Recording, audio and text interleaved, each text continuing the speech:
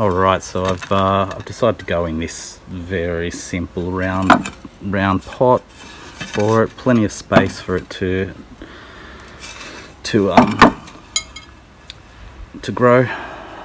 It's not too big for it. It's not small either though. I've chosen this pot because I really want it to stretch its roots a bit and stay healthy. I've chosen a round pot because if you look at the design of this tree, it's got a nice rounded top on it. It's not a tree that's got really strong flow to it. It does flow to the right, but not really heavy like a strong windswept tree. So it doesn't need that stability of a heavy looking square strong pot. It probably wouldn't be my first choice, but I'm just at home here, and I don't have a huge selection of pots. I got a little bit of this and a little bit of that, some round ones, some square ones, and this is probably the best I've got for this tree. Mesh on here, and I'm going to put some wire in to secure the tree once it's in, and I'll show you that once I've done it.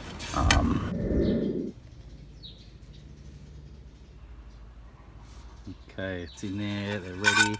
So my plan is to pot from this side, and that's the reason that I've run my wires this way, because if they're crossing, there is a chance that you'll see them crossing under here, but if they're running long ways, then you see less wire from the front if someone's looking directly at the tree. So, little mountain in the middle of the pot. With a round pot, you might be able to put a little bit more in than you would other types of pots, because it'll squash out quite a lot. But the goal is, once I've got the tree in position, then I'll backfill around the tree to stop as much rocking as possible, and then I'll secure the tree in tight. So we secure the tree in so tight that it can hardly move, and then there'll probably still be a little bit of wiggle, but later, using the stick, we force soil in under the tree for that upward pull, so it pulls up against the secured wire there, and that'll really lock it in tight. But while we do that, we really need to be watching the tree, making sure it's not moving around, staying in its position while you're forcing soil in underneath the tree. Okay, I'll get to that now. It's a shame that I don't have a personal private videographer with me so you can see every moment of the process, but maybe that might come at another stage in the future. Alright, so the tree's sitting in the middle of the pot, and what I want to do now is just move the tree about, just change the angle a little bit here and there so that I can get exactly where I want it to be. With a round pot, the general rule is to have your tree right in the center of the pot. There are always exceptions to every rule and every guideline that we see, but the general practice is circular pots, tree in the very center of the pot. Okay, so I'm gonna now get it in position, backfill some soil, especially in the direction the tree wants to fall, like that. Get it in tighter than other places, and then secure. Okay, that's the goal. Okay, it's sitting in the pot, it's not secured in, but how do we secure the tree? This is this can be a really difficult thing, especially when you don't have many roots. Okay, so what I'm thinking for this tree is we've got this wire here and we've got this wire here. I don't want this tree to fall any further this way, or not much. So if I start by securing here, that's going to hold this tree. This is the lowest point actually. The tree's been slightly angle changed this way. Okay, so if I pull this down on this corner, then later when I go to pull on this one with the soil underneath it, it's going to stop and not pull over too far. It's not going to pull this corner up. Okay, so I'm going to secure here first. Then I'm going to take the overhanging part of the wire, I'm going to secure over to this one here. And then I'm going to use the overhang off that one to secure over here. That way I've got 3 points at which I'm pulling down on.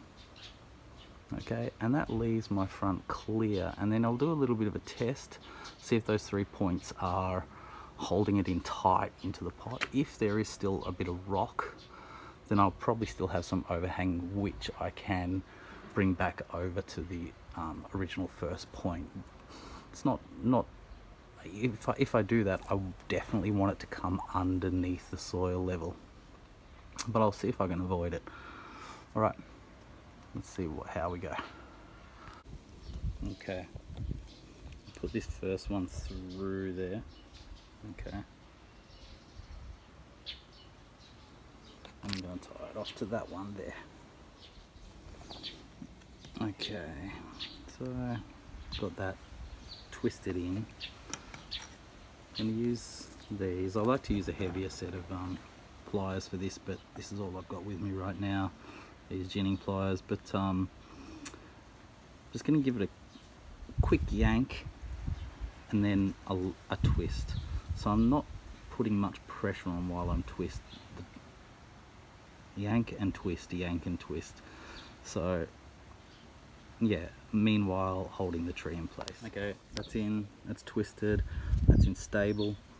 Now I'm going to get one of these wires, bring it over to this one here. Okay, and I might see if I can put a hole through here underneath this root so I can hide it a little bit. Yeah, through there and out through there and along in this ridge here, and tie it off somewhere down here. So it's a really good idea to tie it down low so you get the most pressure down low. Let's give it a go. Alright, second one's tied in, so you can see it's tied in at the front, coming through under, tied off there, then over and tied off down here. Okay, you can see that. Now we're going to take one of these two, tie it off to this one here. Okay, and that should have us pretty stable. This time I'm going to tie it off right down low in here to give some, yeah, put the pressure on down there. I think I'll have a play around and fiddle to see where this tree wants to rock and where the best point at which to secure it might be. Okay, I'll keep on working. All right, she's in and she's very stable, you can see. So we started from this point, came across, locked in, then came across, locked in,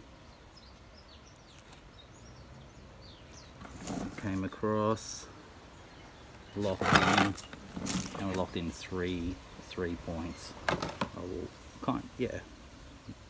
All right, so there we go. Now we're going to backfill with soil and get it all in neat and tidy and tight.